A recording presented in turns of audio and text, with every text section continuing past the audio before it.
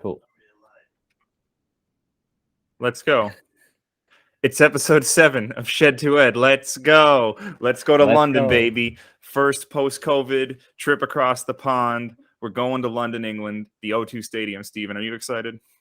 I'm pretty excited, to be honest with you. I like getting out in different venues, getting some different fans involved, getting some different fighters involved. There's a lot of English fighters on this. Five English fighters, and I think 2 Welsh. Yeah, we got some excitement. We got some European stars. We got my boy Paul Craig. I'm very excited to see this week. Submission specialist.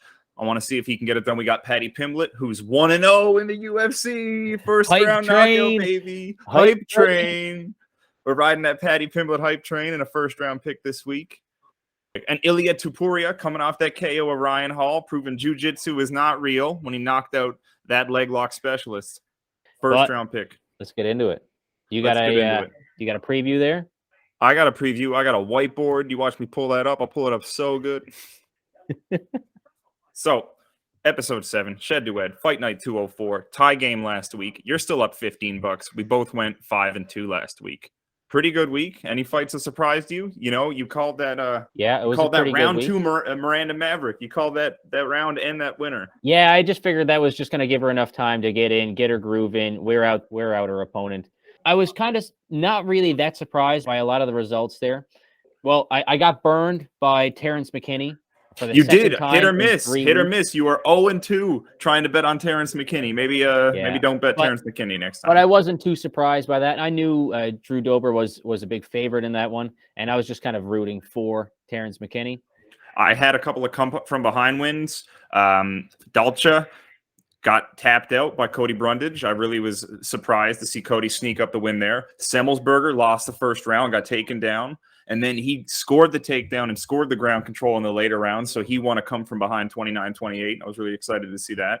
Nice. Yeah, I seen Asmat. He lost probably the first round that he was fighting and came in with a round 2 KO. That's true. That people said that was a come from behind victory for Asmat. Yeah. So, you know, a couple of spicy picks there, I would say, last week. But again, came out to a tie game. Who do we got here? We got Jack Shore and Timur Valiev. What are we going to say Jack here? Shore, he got a Welsh fighter, wrestling specialist. Pick him on. We got Corey McKenna on the same.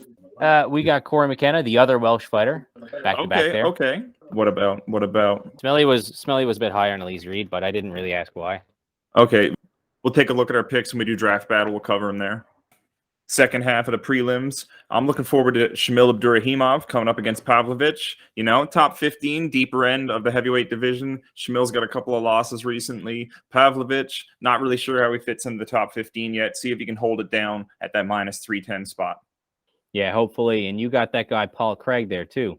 I did. Big dog shot. I did. I love Paul Craig and plus 165. Sure, let's go for it. I love it. I love Paul. That's all I'm going to say. First half of the main card, I'm looking forward to seeing Gunnar Nelson. You know, the man went to split decision with Leon Edwards. He's a good fighter. He's a solid guy. Minus 510, wild odds as well. Yeah, I didn't take a single fight right here. You didn't take any of these 3 fights. This is a dev special. I went Meatball Molly, minus 140. Hey, she's favored. Even better. I'll take her anyways. I like to watch her fight. She's English as well. You know, we got the European flair on the card, the English representation here for the London fight night. I took Ilya Tupuria, minus 590, heavy favorite. I think this is just going to be a crowd-friendly night. We got some exciting fights, and I think they're going to be fun to watch. Yeah, that one should be a good one. Paddy Pimblett riding that minus 550 hype train, trying to get that 2-0 in the UFC locked in. Yeah, getting on the main card there in England, getting hyped up in front of the hometown crowd. Just having a blast, trying to fight Tupuria in the hallways, you know, just living his best life out here in London. Dan Hooker trying to cut down to 145. We covered that the other day. Pick'em odds could go either way for Dan. And then we got Tom Aspinall in the bright lights. Tom, main event, minus 130 in England. Is he from England? He is from England, yeah. There's a big shot. There's a big fight for him. Big one. And we got Volkov playing the supervillain this week. Will he make it into the country? Will he win the fight? Will he box Rocky on Christmas Day? That remains to be seen. What do you think is going to go down in this main event? I'm just hoping it's going to be fast. I think I'm going to take the under 3.5 on this one later on. I'm just hoping to see some action there. I'm hoping Tom's going to be fired up. He's going to take advantage of his chance that he's going to get there. And I know Volkov tries to take it slow, tries to take it to decision, wrestles him out. Takes a long fights for a heavyweight, but I'm hoping this one's going to be a little bit faster. That sounds good. You know, Volkov, tall guy, crazy reach. He fought Derek Lewis and won 14 and a half minutes of that fight because when you're so big, he fought Greg Hardy, and Greg's usually got the reach advantage. See you, Greg, by the way. But when Volkov fights, if he can just stand up and punch you at range, that's going to pay dividends for him. I was hyping Volkov. I'm hyping the Volkov side of this card. Volkov had that body kick TKO on Walt Harris. That's scary. The man can just throw his long legs out, kick you in the gut, and end the fight. So we're going to see how that one plays out. Draft battle, baby. $3 a pick. Tied last week. Still up. You're $15. I'm up first. You're up first. Ilya Topuria, baby. Let's go. Are you're hyped up for this one? He's going to beat down on an Englishman in front of the big crowd there. He's heavy favorite here in this one, but I think Jai Herbert might feel the pressure. You think he's going to rise to the occasion? No. I think Topuria is going to be the next big thing in the division. I think there's going to be a lot of momentum behind Topuria, and he's going to continue the hype train if he can take out Herbert. So we're going to see how that plays out. I'm betting the Topuria side. Easy money. You went with the other heaviest favorite on the card, Paddy the Baddy. I took Paddy the Baddie. Yeah. I'm going to ride on that Pimblett hype train. Smelly's also on the Pimblett hype train, so we're going to ride that one out. He's going to have a big match. I went Muhammad Makayev, just a heavy favorite. I wasn't really feeling Gunnar Nelson, honestly. So, yeah, you robbed that one on me. I was big on Makayev. I was planning on taking him next, but I took Nathaniel Wood, and then he got sick, or Morales got sick. I can't remember, but that fight's off. And then you got the back-to-back early picks here. J.K. Law, Gunnar Nelson for life. So I went Gunnar Nelson. You went with Pavlovich. Yeah, I went with Pavlovich. He was Smelly's guy in this one. I wasn't super comfortable with it, but we'll see if he takes the win with this one. I'll trust my guy. Good, man. Good. You know, it's hard to tell with Neil Abdurrahimov. He's lost. You know, he got beat up by Curtis Blades. Curtis is top 5 guy in division. So I think the odds makers are counting Shamil out. Let's see if they prove him right. I went Meatball Molly, skipped over a couple. Yeah, it's competitive, but she is favored, so whatever. I'll ride the English hype train. Let's see if the English folks can get it done. Yeah, I popped back up a little bit. I took Mike Grundy, another English fella. I wasn't feeling Corey or Krylov, so I just figured I'd wait that one out. Take Grundy. I liked him there in that position. And we see Paul Craig as a dog a lot. I didn't let that deter me. I think it's at least a pick 'em, honestly. Timur Valiev. What made you go with Timur over Shore?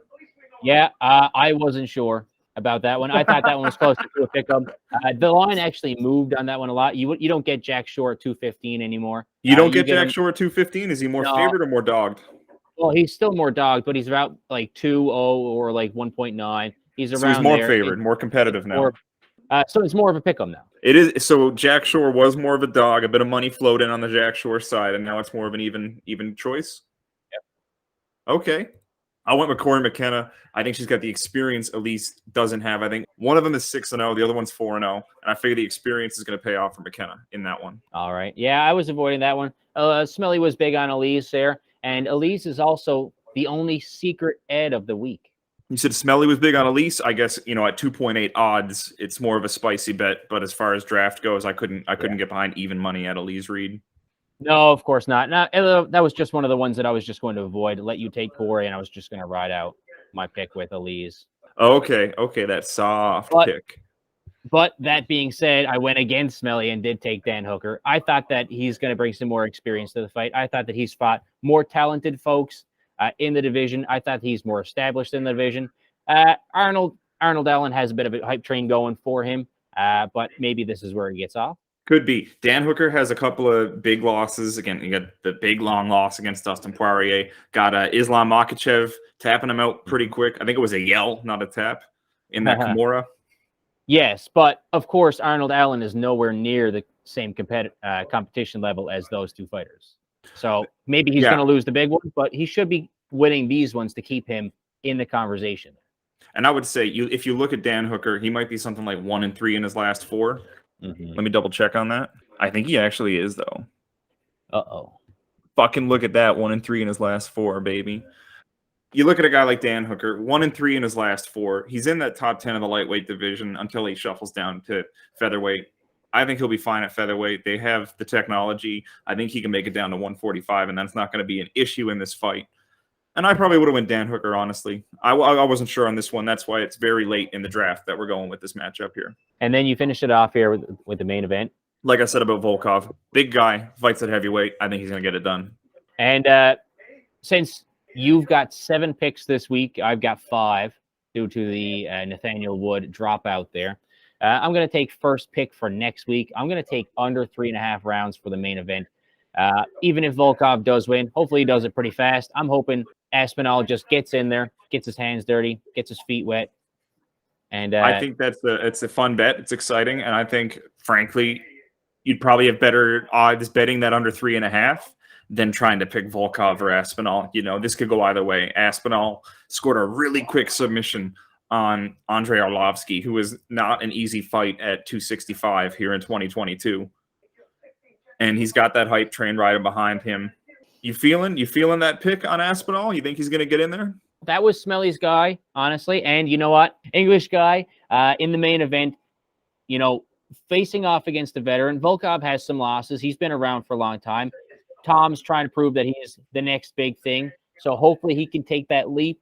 He's going to dig extra deep, and he's going to produce for me. That sounds beautiful. What do we got on the menu for next week?